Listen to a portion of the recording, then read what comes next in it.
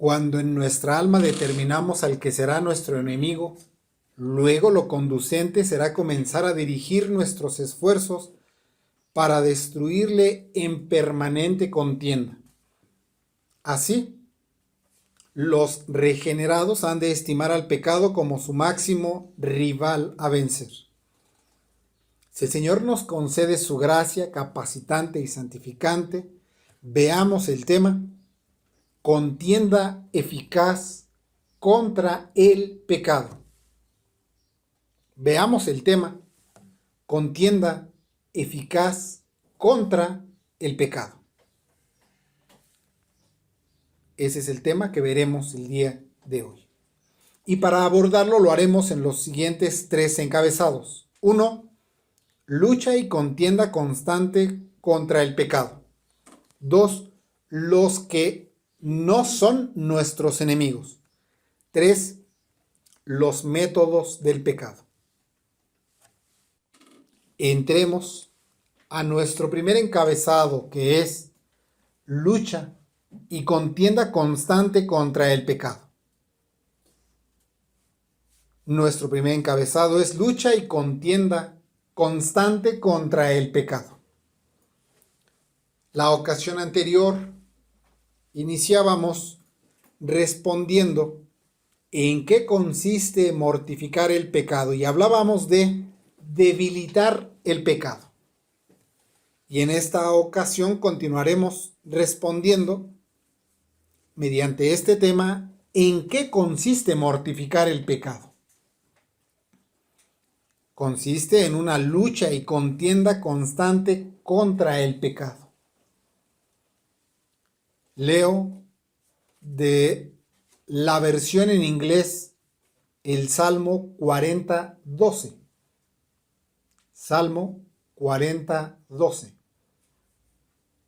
Porque me han rodeado males innumerables.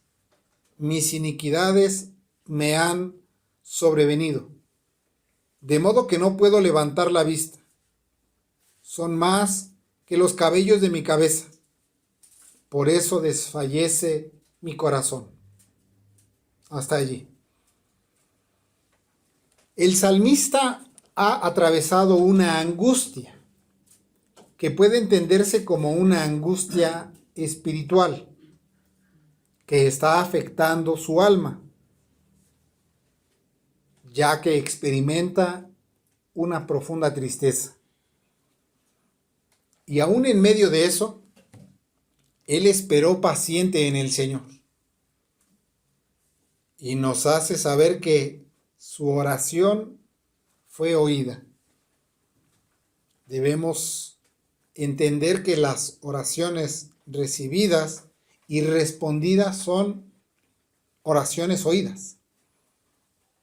Y nos da cuenta que fue sacado del pozo cenagoso. ¿Qué quiere decir eso? Que fue sacado de un pozo de abatimiento y desesperación. No nos dice específicamente qué tipo de desesperación era. Pero por el contexto del Salmo, se infiere que es una desesperación derivada del pecado, ya sea al mirar la obratividad del pecado o al consumar pecado. Entre otras muchas enseñanzas del Salmo, también se nos dejan ver las innumerables maravillas de Dios a favor de los que le pertenecen al Señor. En este caso, a favor del salmista, que es pertenencia de Dios como pueblo suyo. Y nos dice que son tantas las maravillas que no es posible contarlas. Cuando comenzamos a contar las maravillas del Señor, estas se potencializan de tal manera que no podemos contarlas.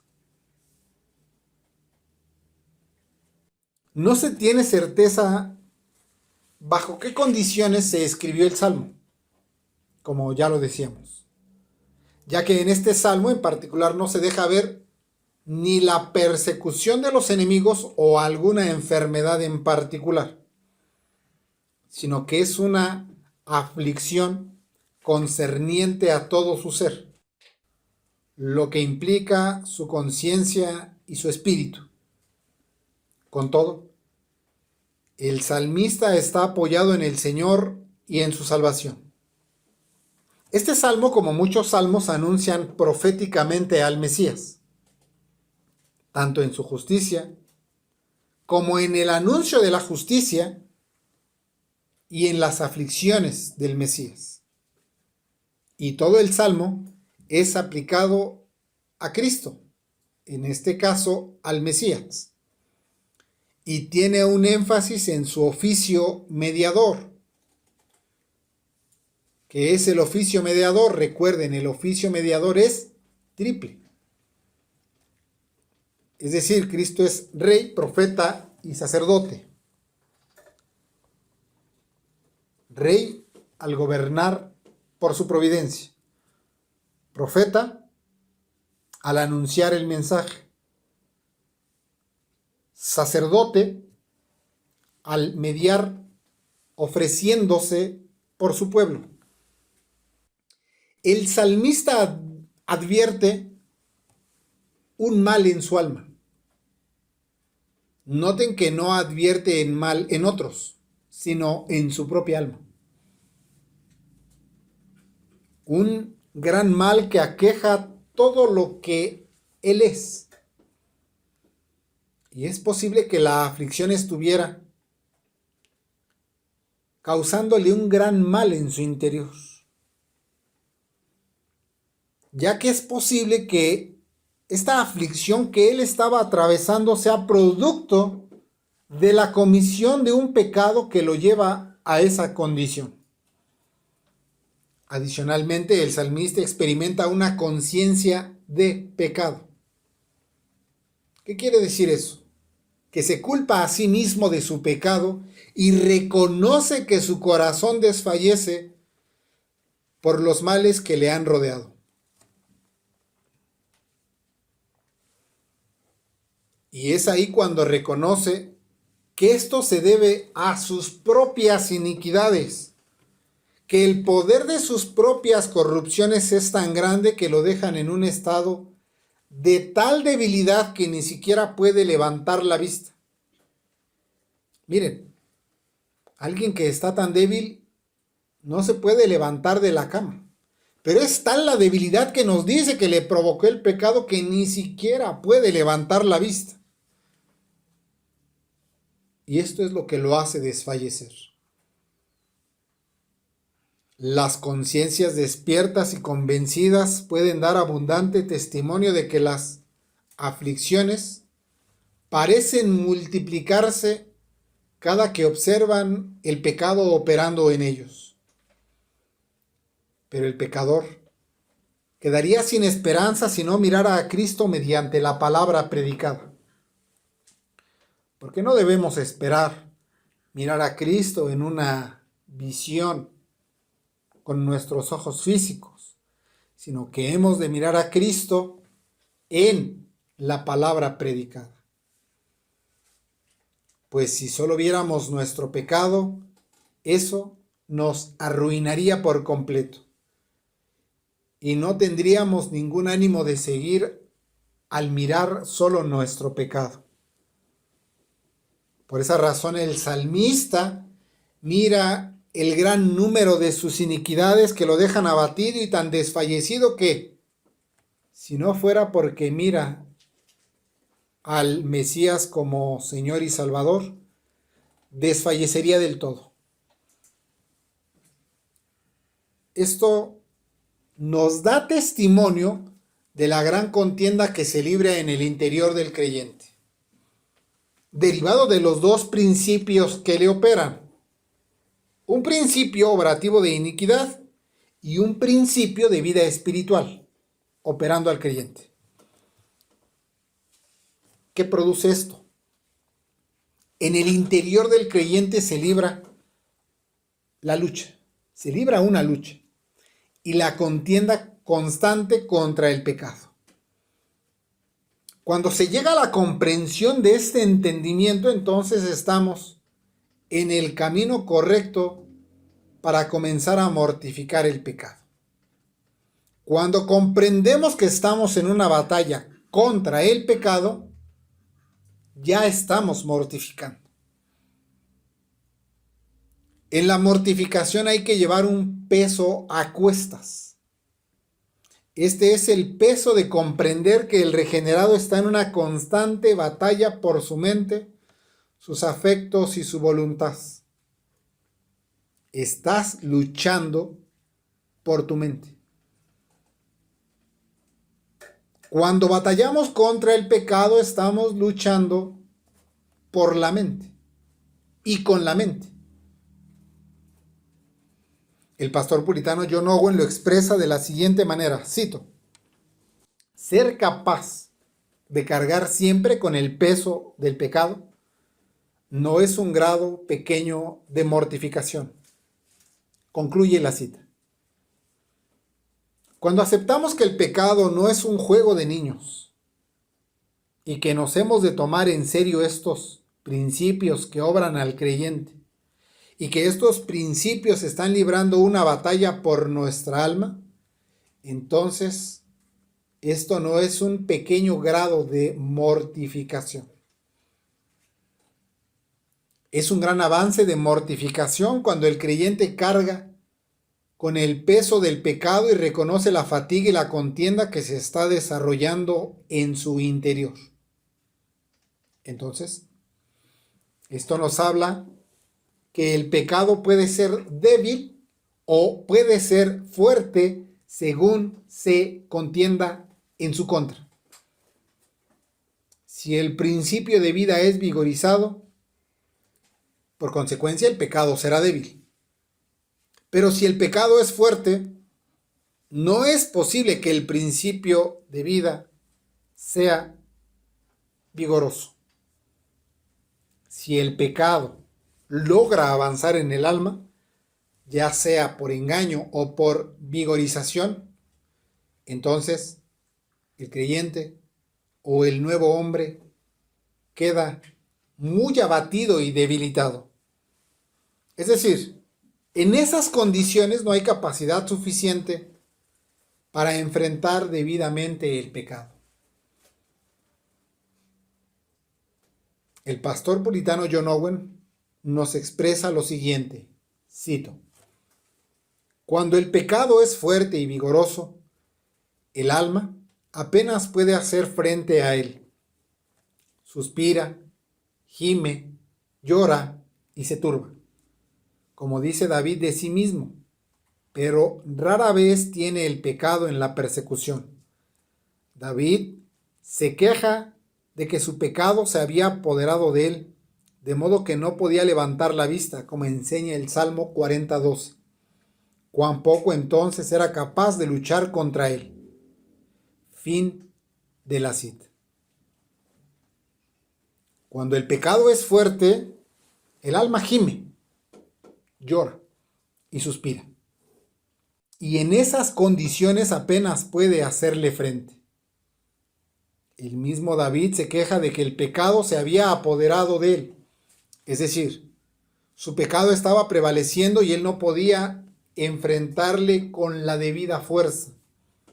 Cuando esto es así, no hay suficiente capacidad para luchar contra el pecado. Ahora bien, para luchar contra el pecado se requieren y se comprenden varias cosas. Iremos viendo. Lo primero que se requiere y se comprende es que habrá una lucha constante contra el pecado. Eso es lo primero. Es necesario comprender que en la lucha contra el pecado no habrá descanso. En la contienda contra el pecado no hay vacaciones. Puedes obtener vacaciones de tu trabajo o un cese de algunas actividades cotidianas. Pero en la guerra contra el pecado no hay tregua. Y si el pecado da un descanso, cuidado. es un engaño. Mientras que si nosotros le damos descanso, entonces ofendemos al Señor y nos arruinamos nosotros mismos. Y para eso se requiere que se comprenda al pecado como un enemigo, no como cualquier enemigo, sino como el peor y el más grande de nuestros enemigos. En ese sentido, el pecado no es un aliado estratégico del que podamos echar mano, de ninguna manera, sino que es nuestro principal oponente al que debemos destruir. El pecado no puede ser nuestro amigo, pues si coqueteamos con el pecado, no puede ser nuestro amigo, sino nuestro amo. No crean que el pecado es un buen conocido al que podemos tratar con cortesía. Más bien es un viejo conocido del que nos debemos cuidar y al que debemos atacar. Es deber de todo regenerado comprender que el pecado no es un aliado en la vida cristiana, sino que es un adversario hostil y un estorbador de todo buen propósito espiritual. El pecado es el rival del regenerado. Y hasta que no comprendamos eso, seguiremos siendo presas fáciles de sus engaños y seducciones. El pecado no es un enemigo imaginario. El pecado no es un enemigo de fantasía. El pecado no es el antagonista de un cuento de hadas. El pecado es una realidad. El pecado es enemistad contra Dios. El pecado se opone a todo lo que es Dios. Si el pecado existe y está presente en nosotros y nos hace la guerra constante, entonces hemos de darle batalla, no en nuestro nombre, sino en el nombre de Dios. El pastor puritano, John Owen, lo expresa en los siguientes términos. Cito: saber que el hombre tiene que lidiar con un enemigo así, darse cuenta de ello, considerarlo como un enemigo real y que debe ser destruido por todos los medios posibles. Termina la cita. Cuando David era joven, no enfrentó al gigante en sus propias fuerzas. Se determinó a enfrentarlo. Pero él no se atribuyó a sí mismo la capacidad de hacerlo, sino que fue a la batalla en el nombre del Señor y en contra del gigante. ¿Y cómo consideraba al gigante? Su enemigo. No lo consideró su amigo, sino su enemigo. ¿Por qué era su enemigo? Porque blasfemó el nombre de Dios y lo consideró su enemigo. Y ¿no es exactamente eso lo que hace nuestro pecado? ¿Y no lo hemos de considerar nuestro enemigo a vencer? ¿En nuestro propio nombre o en el nombre de Dios? Cuando el creyente comprende que el pecado es su oponente y contrincante en la batalla, entonces dirige su odio hacia el pecado. Ese odio contra ese enemigo es lo que se conoce como el aborrecimiento contra el pecado. El pecado es la ofensa contra el Dios Santo.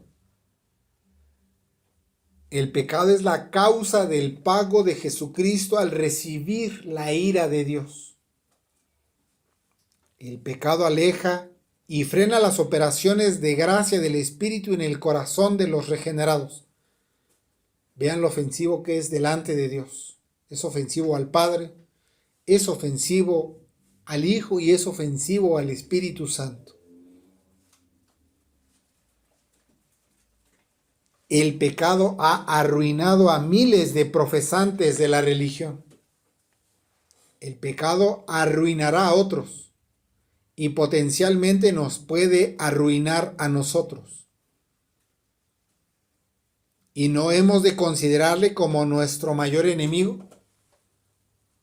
Si el pecado es nuestro oponente, entonces hemos de concentrar todos nuestros esfuerzos para destruirle y acabar con él. El pecado es el adversario a vencer. El pecado es antagonista de la vida cristiana y del regenerado. La debilidad espiritual es consecuencia del pecado. La falta de entrega, amor, devoción, servicio y adoración al Señor, ¿por quién creen que es causado? Por el pecado. ¿No es nuestro enemigo? El principal contrincante del regenerado es el pecado. La contienda contra el pecado es vigorosa y peligrosa. ¿Por qué? Porque se trata de cosas eternas. El honor de Dios con respecto de nuestro testimonio está en constante riesgo. Si no hemos comenzado a considerar al pecado como nuestro rival y nuestro contrincante y como el más peligroso y vigoroso de nuestros enemigos, no podremos comenzar a mortificar el pecado. Pues para comenzar a dar una batalla contra alguno, lo primero es identificar quién es el contrario. Preguntamos, ¿quién es el contrario? ¿Quién es el enemigo? Si no lo sabemos, no podemos ir a darle batalla. Lo primero es identificarle como el enemigo. Para combatir eficazmente el pecado es necesario dejar de verle como algo inofensivo y comenzar a verle como el perverso y temible enemigo que en realidad es. Nadie podrá enfrentar al pecado mientras no lo mire como el verdadero enemigo a derrotar en la batalla. Si algún esfuerzo debemos concentrar al inicio de la batalla contra el pecado es reconocerle como un peligroso contrincante, como el más peligroso de nuestros enemigos. El pastor puritano John Owen nos expresa estas cosas en los siguientes términos. Cito: por lo tanto, cuando los hombres tienen pensamientos leves y transitorios sobre sus deseos, no es una gran señal de que estén mortificados o de que están en camino de mortificarse. Esto es conocer la plaga de su propio corazón, como enseña Primero de Reyes 8:38, sin lo cual no se puede hacer ninguna otra obra. Termina la cita.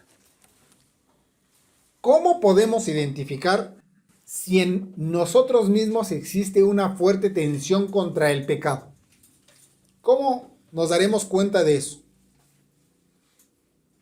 En que hemos comenzado a considerar al pecado como algo sumamente grave a los ojos de Dios. Si alguno considera al pecado como algo leve, sin importancia, como una cosa pasajera y ligera, en realidad no hay ninguna señal o evidencia de mortificación. Pues cuando hemos comenzado a considerar el pecado como algo importante y pesado, entonces es señal de que estamos en camino de la verdadera mortificación. Pero no hemos de confundirnos, porque en la lucha contra el pecado no hemos de confundir quiénes son amigos y quiénes son enemigos, pues también hemos de identificar a los que no son nuestros enemigos. Pero para eso pasemos a nuestro segundo encabezado, que es los que no son nuestros enemigos. Nuestro segundo encabezado es los que no son nuestros enemigos. Leo para ustedes la palabra de Dios de la versión del rey Jacobo en el segundo libro de Crónicas, capítulo 16, versículo 10. Segundo de Crónicas 16, 10. Entonces Asa se enojó con el vidente y lo metió en una prisión, pues estaba furioso con él por este asunto, y Asa oprimió a parte del pueblo en aquel mismo tiempo.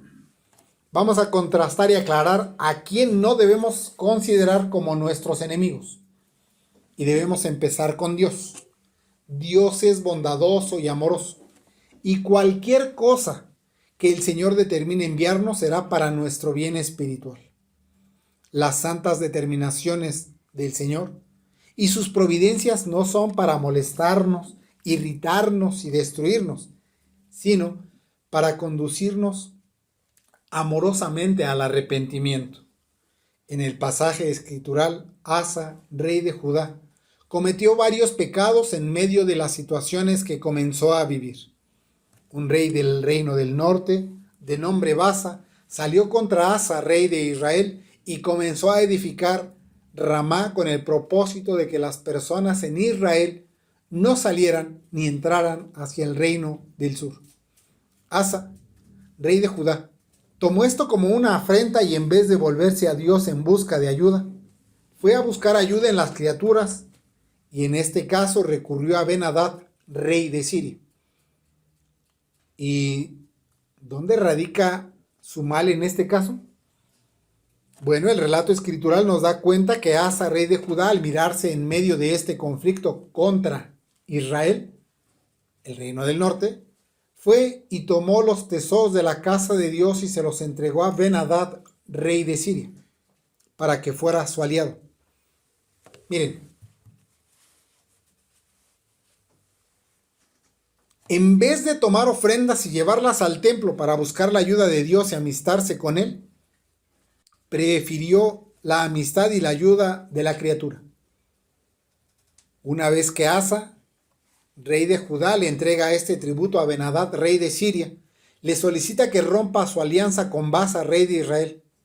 Y efectivamente, Siria rompe con Israel y va y ataca ciudades de almacenaje de Israel, y entonces Israel desiste de construir Ramá, situación que Asa, rey de Judá, aprovecha para robar el material con el que el rey de Israel edificaba la fortificación de Ramá, y entonces va y toma para sí estos materiales para edificar Geba y Mizpa.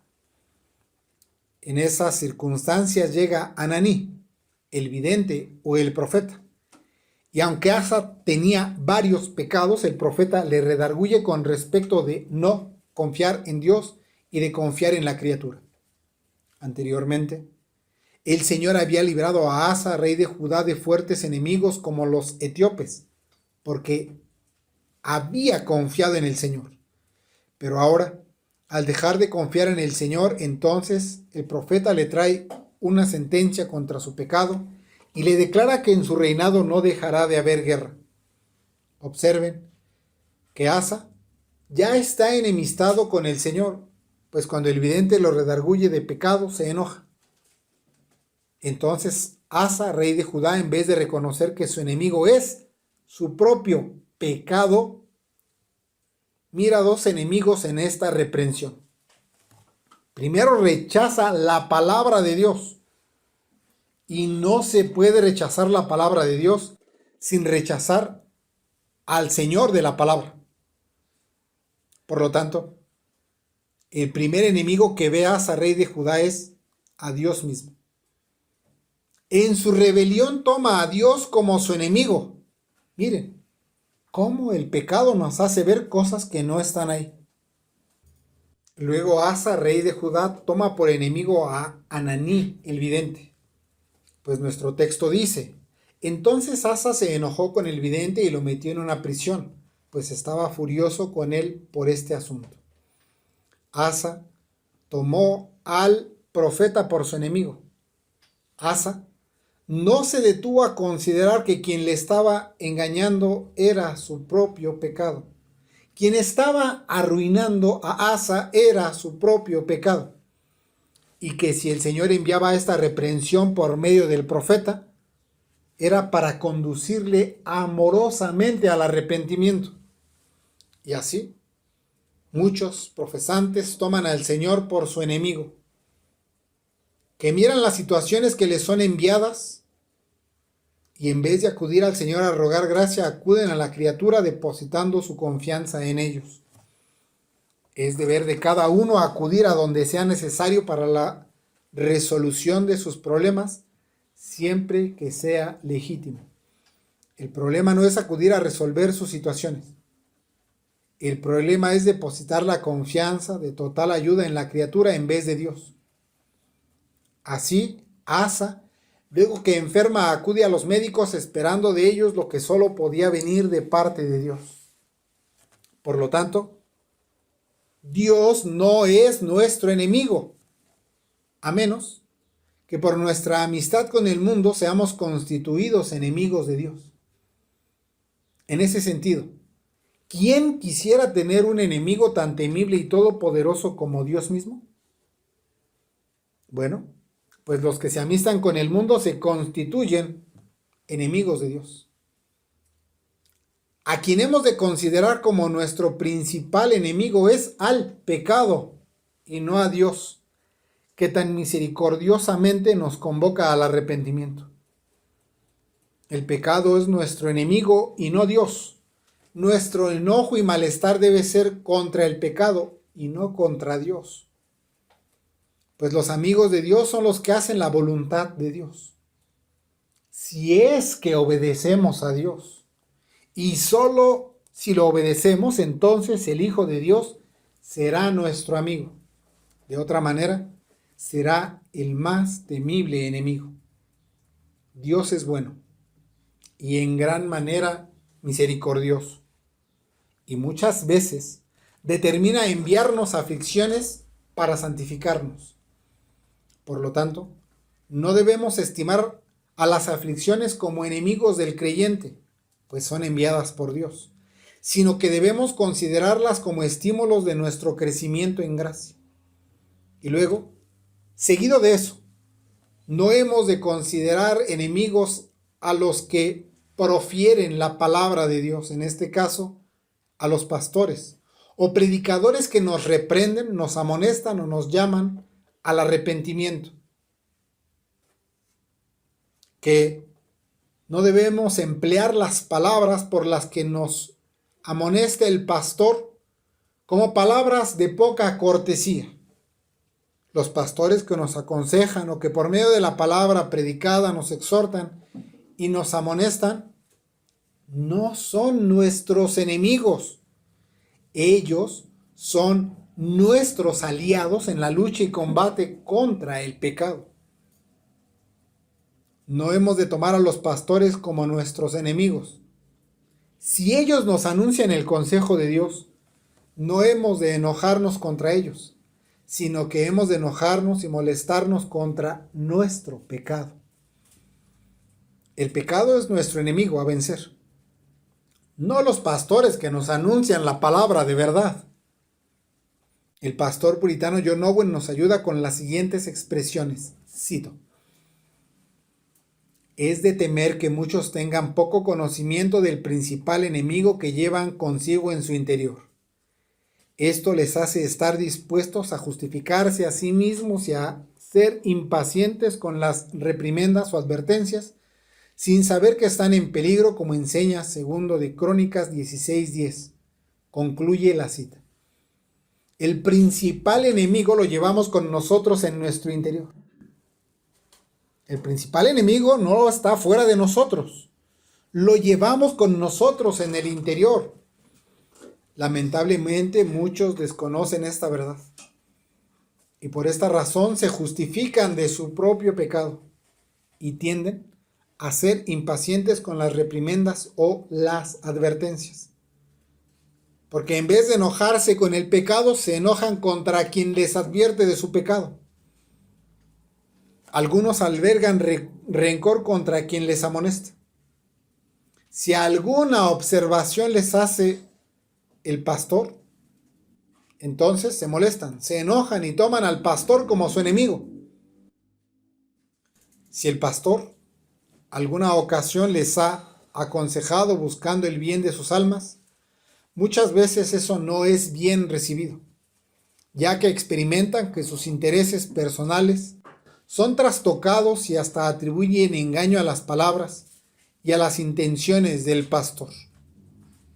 Concluyen que si el pastor les aconseja es porque les quiere hacer mal, como muchas veces lo que les aconseja les hará batallar o pasar por alguna otra aflicción para que dejen su pecado, se molestan. Piensan que lo que les aconseja el pastor no es justo. Muchas veces por sus mismas palabras se descubre que piensan que el pastor no es comprensivo, que no es justo, que debería tomar en cuenta más a fondo su situación y se enojan. Su principal problema es su orgullo. Su principal problema es el pecado. El pecado dentro de ustedes, ese que llevan como compañero en su interior. Claro, todos lo llevamos. Ese compañero maligno que llevamos en nuestro interior es nuestro principal enemigo. Y en vez de aceptar esa realidad y enojarse contra su pecado, lamentablemente se enojan contra el pastor o contra quienes le amonestan. A nuestro pecado no le agrada que lo molestemos, le agrada la comodidad, se ha acostumbrado a que no le estemos persiguiendo y por lo tanto no lo herimos. Y está muy complacido, sin ser exigido al sometimiento. Nos molesta batallar, nos molesta el esfuerzo. Vemos el esfuerzo como algo malo en sí mismo y muchas veces también concluimos pecaminosamente así del trabajo. Pues tampoco debemos estimar como enemigo al trabajo.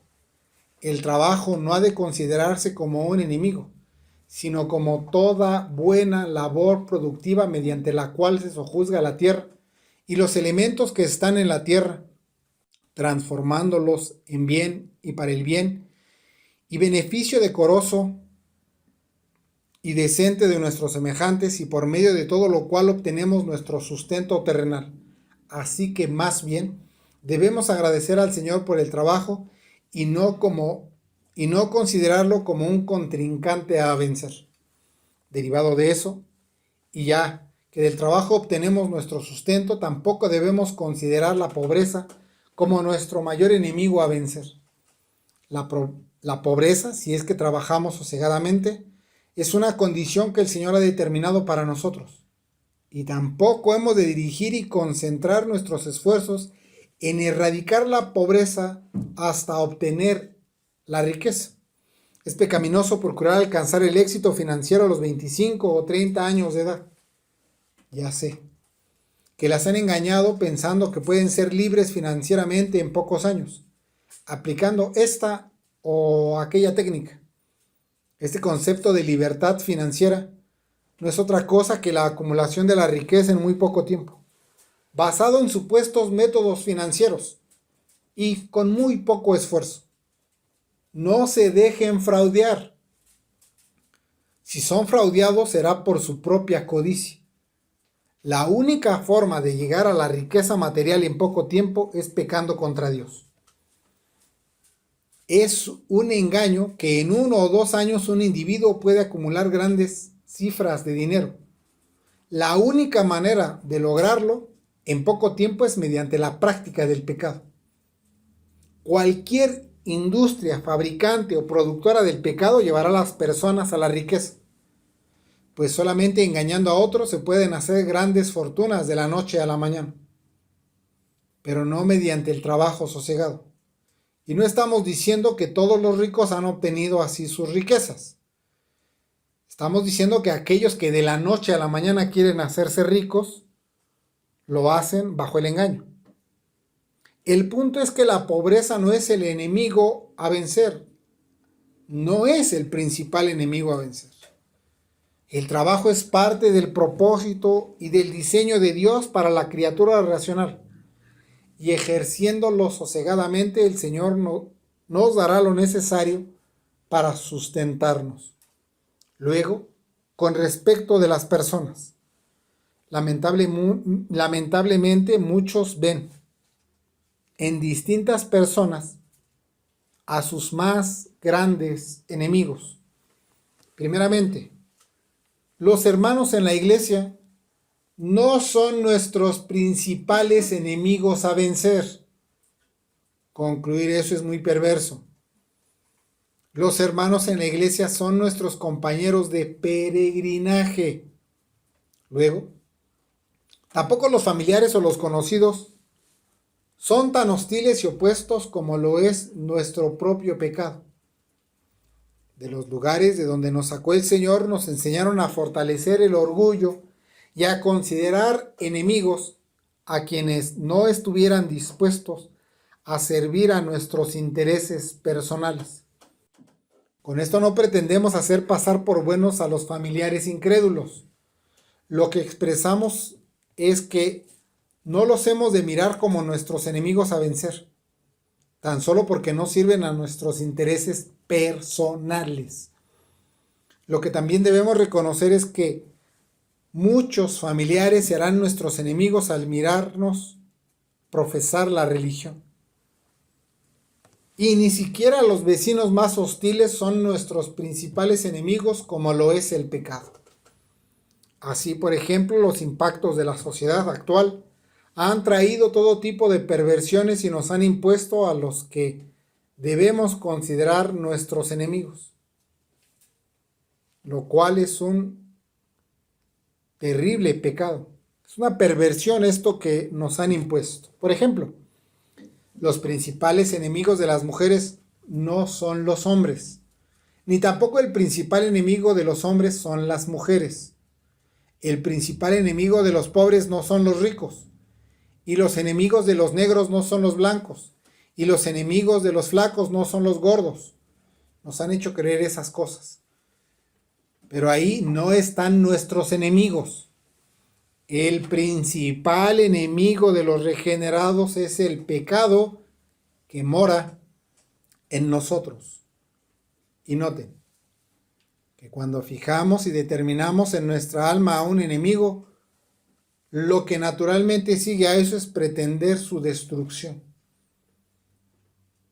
Por esa razón el creyente debe fijar al pecado como su principal enemigo y por lo tanto desear su destrucción. Aunque definitivamente habrá personas, organizaciones e instituciones humanas que por el servicio al pecado instrumentan sus recursos para destruir a otros por medio de engaños y vicios. Y aún en ese sentido, el creyente no ha de dirigir sus esfuerzos destructivos contra esas organizaciones, empresas o personas, sino contra el pecado. Como ejemplo de eso, hay quien investiga sobre el gran daño del alcoholismo. Y una vez que detecte el mal, ¿hacia dónde dirige sus esfuerzos destructivos? Hacia el pecado. No. Sino que dirige su ataque hacia los productores de las bebidas embriagantes.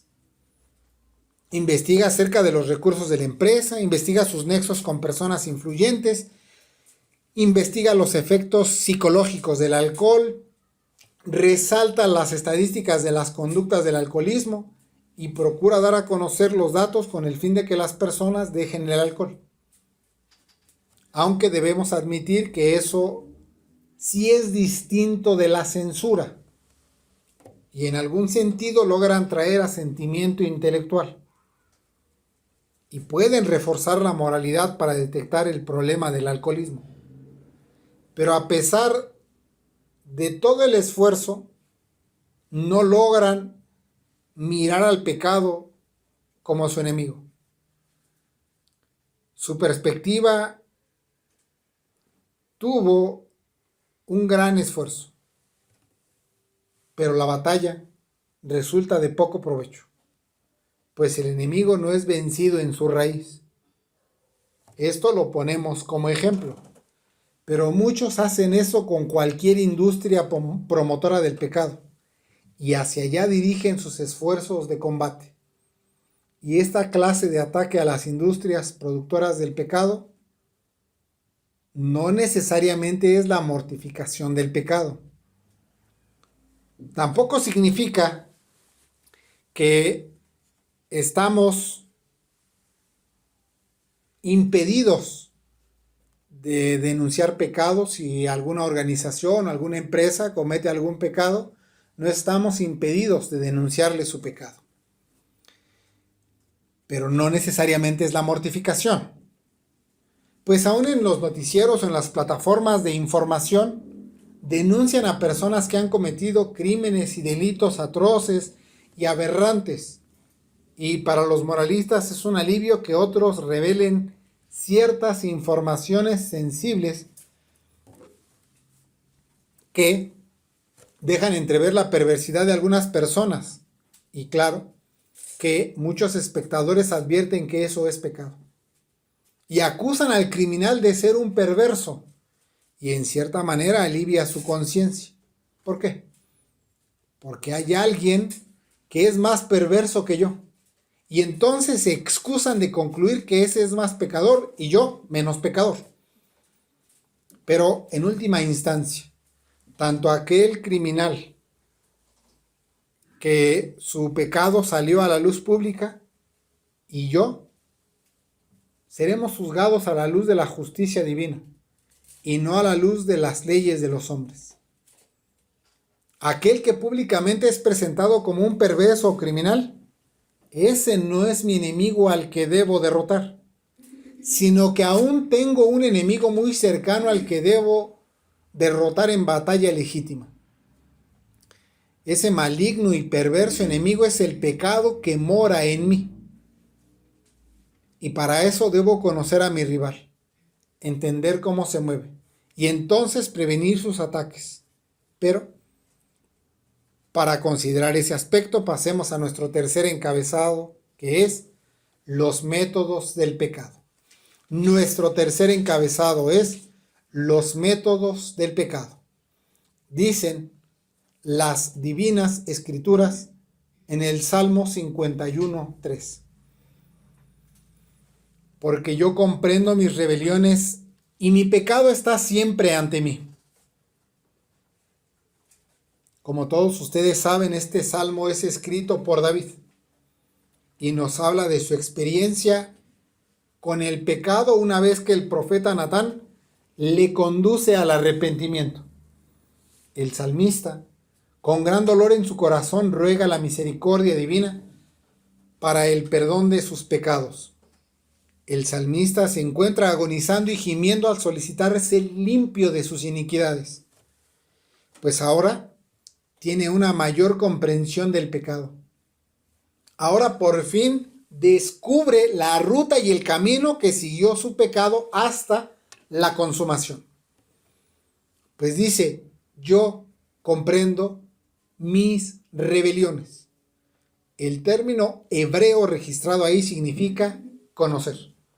La forma en que el salmista expresa este conocimiento del pecado se refiere a una investigación. De ahí que llega a la comprensión del pecado. Antes de esta terrible experiencia con el pecado, el salmista no comprendía adecuadamente la forma astuta y engañadora del pecado en el corazón. Lamentablemente lo vino a comprender después de que cometió un grave pecado. Él concluía que lo primero en él era su persona y detrás de él habitaba ocultamente su pecado. Pero ahora su perspectiva cambió. Ahora lo primero es el pecado que es real y está presente. E incluso está antes que su persona, pues dice, y mi pecado está siempre ante mí. Es decir, antepuesto a mí. Antes de mi persona está mi pecado. Noten esto. No solo es una confesión de pecado, que lo es, sino que nos está expresando que es una comprensión de cómo es que en realidad opera el pecado en el interior del creyente. El pecado me hace ocultarle y me hace negar su existencia anteponiendo a la persona, y cuando logra hacer eso, entonces opera con eficacia. Es decir, si yo veo al pecado como algo oculto detrás de mí, esto me va a volver a arruinar. Por esa razón debo considerar el pecado. Debo considerar que el pecado es una realidad que no es oculta, sino que se antepone a la persona misma. Así es como actúa el pecado y así es como debo considerarle en adelante. De otra manera me volverá a vencer. Es como si el salmista dijera: he llegado a la conclusión correcta de la forma en la que debo considerar el pecado. Incluso antes de lo que soy como persona se encuentra mi pecado. Yo creía que mi persona era una especie de fachada antepuesta a mi pecado, y que éste se disimulaba ocultamente dentro de mí. Pero esto es un error. Mi presentación es mi pecado, y detrás de mi pecado está mi persona. Así debo considerar el pecado. Si no comprendo el pecado de esta forma, entonces me engaña, me seduce y me arrastra hasta su consumación. ¿Qué nos está enseñando esto respecto de la mortificación del pecado? Bueno, que si hemos de entrar en combate contra el pecado, hemos de considerar el pecado como una realidad antepuesta a nuestras personas. Pues si concluimos que puede estar oculto bajo nuestra persona, entonces nos engañará y nos llevará a su consumación una y otra vez. El pecado no es algo oculto que tal vez en alguna ocasión se va a presentar en nuestras vidas. No. Observen. El pecado es tan real que es antes que el ego o el yo. Si llegamos a esta comprensión, tendremos una adecuada perspectiva del pecado y entonces comenzaremos a conocer cómo procede el pecado. Lo que nos está expresando es que llegar a la correcta comprensión del pecado nos llevará a estar en condiciones adecuadas para ingresar a una guerra contra el pecado. Que si queremos combatir eficazmente el pecado, entonces hemos de comprender cómo actúa. Y entonces nos está hablando de un esfuerzo por conocer las formas y los métodos del pecado. Esto, por supuesto, además de ser expuestos a la palabra predicada en contra del pecado, incluye un conocimiento del pecado en nosotros mismos. Si es que hemos de mortificar el pecado en contienda eficaz, entonces se requiere comprender y conocer cómo obra y cómo opera el pecado dentro de nosotros. El pastor puritano John Owen nos ayuda de la siguiente manera, cito: esforzarse por conocer las formas, las artimañas, los métodos, las ventajas y las ocasiones de su éxito es el comienzo de esta guerra. Así tratan los hombres a sus enemigos, investigan sus consejos y designios, ponderan sus fines, consideran cómo y por qué medios han prevalecido anteriormente para poder prevenirlos. En esto consiste la mayor habilidad en la conducta. Termina la cita. Si de verdad vamos a contender contra el pecado, es necesario esforzarnos por conocer las formas, las artimañas, los métodos, las ventajas y las ocasiones en las que el pecado obtiene su éxito. Esto es el inicio de dar batalla contra el pecado. Entonces, escuchen esto. Me puedo preguntar, ¿de qué formas me ha engañado el pecado para consumar su obra? ¿Qué artimañas ha empleado el pecado para sabotearme anteriormente? ¿Qué ventajas le he concedido al pecado para lograr sus fines? ¿En qué ocasiones es más efectivo el pecado? ¿Cuándo es más factible que peque? ¿Solo o acompañado? ¿Qué lugares me llevan y me conducen a la consumación del pecado? Cuando lleguemos a la comprensión de estas cosas, entonces estamos dentro de la verdadera guerra contra el pecado. Y habremos comenzado la obra de la mortificación. El pastor puritano nos dice que incluso esa es la forma en la que los hombres tratan a sus enemigos. ¿Cómo puedo prevenir el ataque de un enemigo? Investigando los consejos, designios y prioridades del oponente. Se sientan y consideran, ¿cómo es que sus enemigos han empleado los medios que los han llevado al éxito? Y esta investigación y consideración es algo que se puede ir practicando. Es decir, es una habilidad que se puede desarrollar y perfeccionar a fin de iniciar en esta guerra de la mortificación. Si alguno intenta o procura mortificar el pecado, eliminando la investigación y la consideración de los métodos y las formas del pecado, entonces entorpece su tarea en la mortificación y se sabotea a sí mismo en la guerra contra este temible enemigo.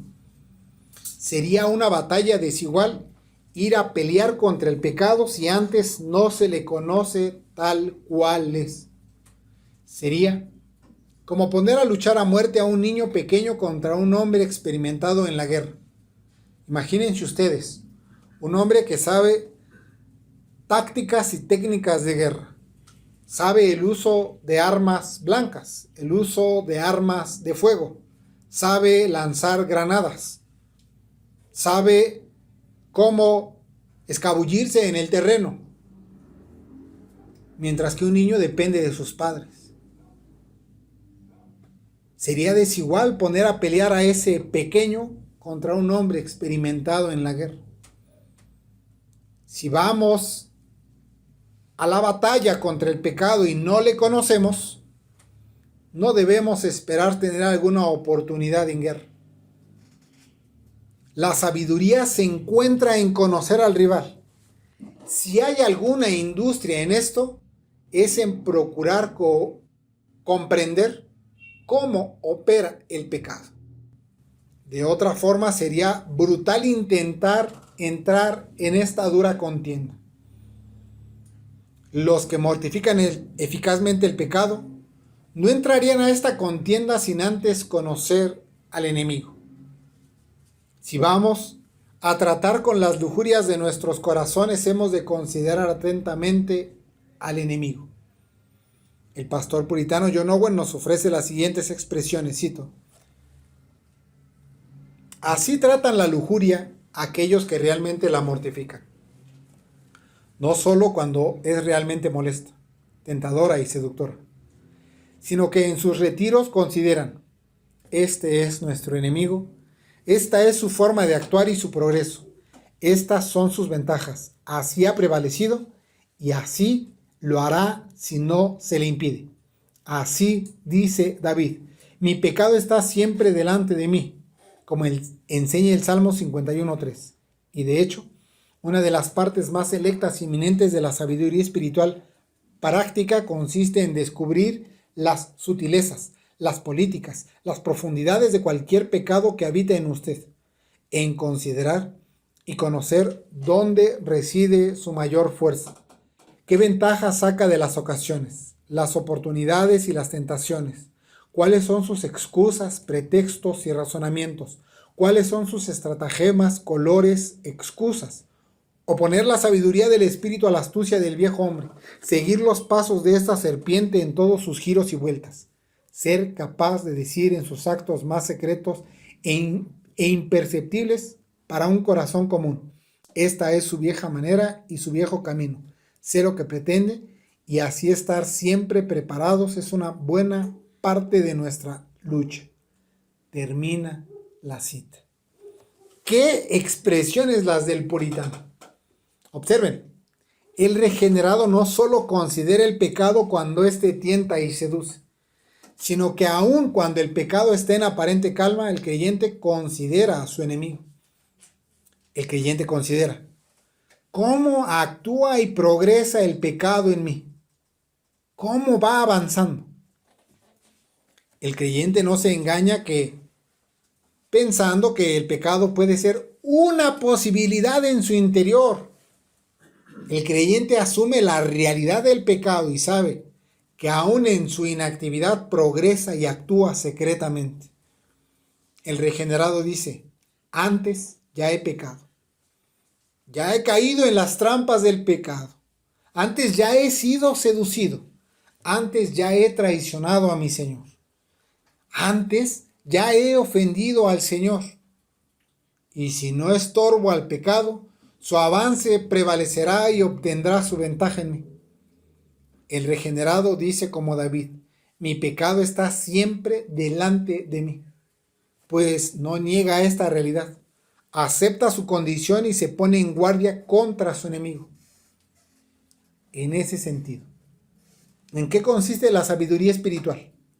La sabiduría espiritual práctica consiste en descubrir las sutilezas, las políticas y las profundidades de cualquier pecado que habita en usted. La sabiduría espiritual no consiste en cubrir el pecado, negarlo y ocultarlo, sino en descubrirlo. No le estamos diciendo que en cada ocasión venga a confesar pecado con el pastor, sino que tenga la disposición de aceptar su pecado. Que cuando se le amoneste pecado, en vez de rechazar, acepte el diagnóstico de su alma. Que no intente cubrir sus pecados con excusas y pretextos. Que usted mismo descubra las sutilezas de la obratividad de su propio pecado, llevándole a consumar pecado, porque éste obstaculiza la obediencia a Dios. Que cada uno de nosotros nos examinemos y miremos dentro de nuestros corazones la astucia con la que ya antes ha operado el pecado y le ha funcionado. La sabiduría espiritual práctica aplicada a la mortificación consiste en investigar qué ventaja saca el pecado de las ocasiones de nuestra vida, cómo lo ha hecho antes, y comprender que en el futuro, en condiciones o circunstancias semejantes, empleará las mismas tácticas favoreciendo el pecado en usted. Es sabio preguntarnos, ¿qué ocasiones toma el pecado como oportunidades para su consumación en mí? ¿De qué formas tiendo a suavizar las tentaciones que en el pasado ya me han arrastrado al pecado? ¿Qué estrategias ha empleado el pecado para llevarme a ofender al Señor? ¿Cuáles son las excusas y pretextos del pecado por las cuales es más fácil que acceda al engaño? ¿De qué forma razona mi pecado que me lleva a ofender a Dios? ¿Cuáles son las estratagemas más eficaces de mi pecado? ¿Qué imágenes, colores, expresiones, palabras, aromas, lugares, recuerdos o planes me llevan a pecar continuamente? ¿Cuáles son las excusas más constantes que empleo para justificar mi pecado? Cuando comenzamos a considerar seriamente estas cosas, entonces ya nos hemos comenzado a oponer al pecado. Esta es la verdadera oposición al pecado. Cuando la sabiduría del Espíritu se opone a la astucia del viejo hombre, entonces estamos en camino de la verdadera mortificación. Cuando se conocen y se comprenden los métodos y las maneras del pecado, entonces sabremos lo que pretende. Sabremos hacia dónde tiende nuestra maldad y entonces concluir que nuestro pecado tiende a lo más extremo de su tipo. Y ya sabemos a dónde tira. Y ya sabemos qué es lo que quiere. Si nos preparamos así contra el pecado, entonces ahora sí, ya podemos entrar a esta dura guerra contra el pecado. Y es como si le dijéramos el pecado, ahora sí, a ver de a cómo nos toca. En esas condiciones ya es posible dar batalla. Si nos prevenimos de esta manera, ahora sí, ya estamos en camino de empezar a mortificar eficazmente el pecado. Oremos al Señor.